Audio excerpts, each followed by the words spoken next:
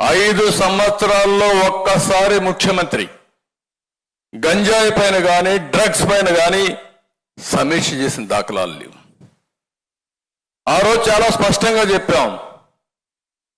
Mudra port నుంచి వచ్చింది, Vijayawada consignment వచ్చింది, మీ ఎమ్మెల్యే కాకినాడ ఎమ్మెల్యే ఇన్వాల్వ్మెంట్ ఉంది, వీళ్ళందరూ కలిసి చేస్తున్నారు అని ఆ రోజు చెప్పిన తర్వాత ఇంతవరకు ఆ కేసు ఏం చేశారో దాఖలాలు ఉన్నాయని అడుగుతున్నాం. ఇది జవాబుదారీతనం ఉండాల్సిన అవసరం ఉందా లేదని అడుగుతున్నా ఈ ముఖ్యమంత్రిని. సమాధానం చెప్పమంటున్నాం. నిన్న ఏదైతే విశాఖపట్నంలో జరిగితే మీరు ఆ ఫోటో చూస్తే వాళ్ళ పార్టీ వ్యక్తి ఫోటో ఏంటి, అతను చూస్తే వాళ్ళ పార్టీ వ్యక్తి అయితే మనం చెప్తే ఇమ్మీడియట్ గా మన మీద మళ్ళా ఆరోపణ. అంటే ఎంత దుర్మార్గం అంటే ఆ ఫోటో మీరు చూడండి. కోనం వీరభద్రరావు, కోనం కృష్ణకుమారి, భోగి సంక్రాంతి కనుమ శుభాకాంక్షలు. ఎవరు ఫోటో పెట్టారు? రాజశేఖర రెడ్డి ఫోటో, జగన్మోహన్ రెడ్డి ఫోటో, ఈ పక్క వాళ్ళందరి నాయకుల ఫోటోలు. ఇవన్నీ పెట్టి మొత్తం మీరు ఒకసారి చూస్తే అదే సమయంలో బ్రెజిల్ ప్రెసిడెంట్ తో ఆయన అవుతానే విజయసాయి రెడ్డి ఒక ట్వీట్. వీళ్ళు ఎక్కడికి వచ్చారో నాకైతే అర్థం కావడం లేదు. ఇప్పుడు కంటైన్మెంట్ ఎక్కడి నుంచి స్టార్ట్ అయ్యింది? బ్రెజిల్ నుంచి స్టార్ట్ అయ్యింది. బ్రెజిల్ నుంచి స్టార్ట్ అయ్యింది. వైఎస్ఆర్ కాంగ్రెస్ నాయకుడు ఈ స్టేట్మెంట్ చూడండి.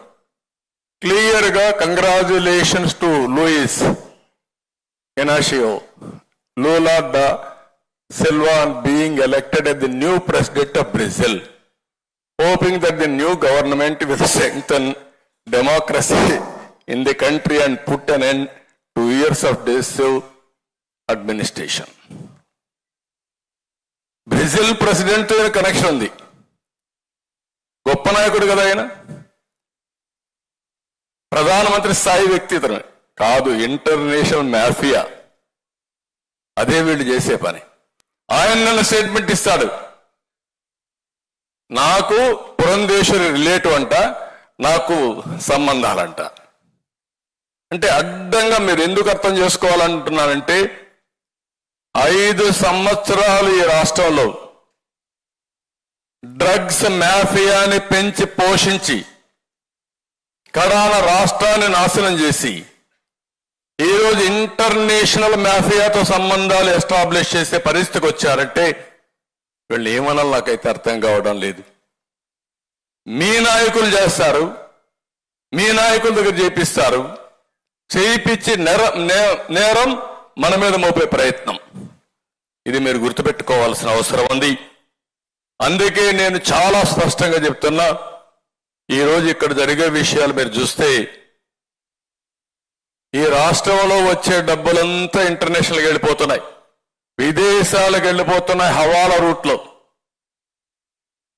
ఇవి కానీ ఈ రోజా రేపా ఎల్లుండా మనకు తెలియదు. నిన్న మీరు చూస్తే అక్వా ఏదైతే కంపెనీ ఇప్పుడు మనం మాట్లాడుతున్నామో ఆ వ్యక్తి కోనం వీరభద్రరావు, సంధ్య అక్వా ఎక్స్పోర్ట్ పేరుతో వచ్చింది. ఇది అతను వైసీపీ నేత పోన్ చంద్రరావుకి సోదరుడు. వీళ్ళందరూ కలిసి బలవంతంగా చేశారా, ఏం చేశారు నాకు తెలియదు. ఈరోజు మార్నింగ్ ఒక న్యూస్ చూస్తా ఉంటే అనిపించింది, ఢిల్లీలో జరిగిన లిక్కర్ స్కామ్ లో కూడా వీళ్ళు ఉన్నారని. అది వాస్తవం లేదా సిబిఐ తేల్చాలి.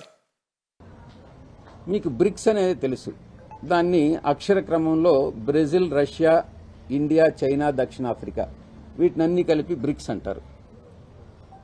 దాంట్లో అక్షర క్రమంలో మొదటి దేశం బ్రెజిల్.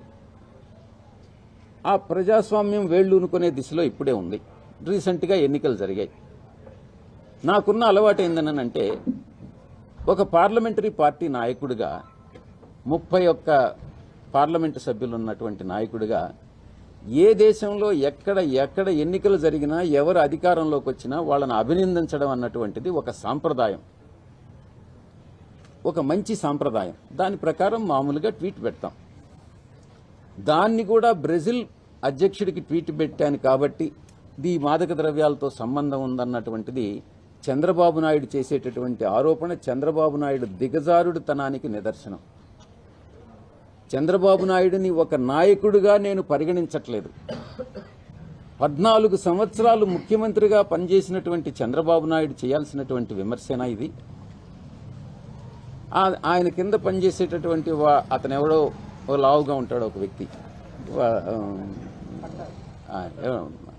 పట్టాభినో చట్టాభినో ఎవడో అతను ఇక్కడ ఆనం నోటికి వచ్చినట్టు మాట్లాడుతూ ఉంటాడు. ఆనం అసత్య రమణారెడ్డి అని ఒకడు ఉంటాడు. ఆనం ఇటువంటి వాళ్ళ చేత ఇటువంటి నిందారోపణలన్నీ చేయించడం, తను చేసిన తప్పులన్నింటినీ ఇంకా మిగతా వాళ్ళ మీద వేయడం, ఇది ఒక అలవాటుగా చంద్రబాబు నాయుడికి మారిందనని నేను చెప్తా ఉన్నా.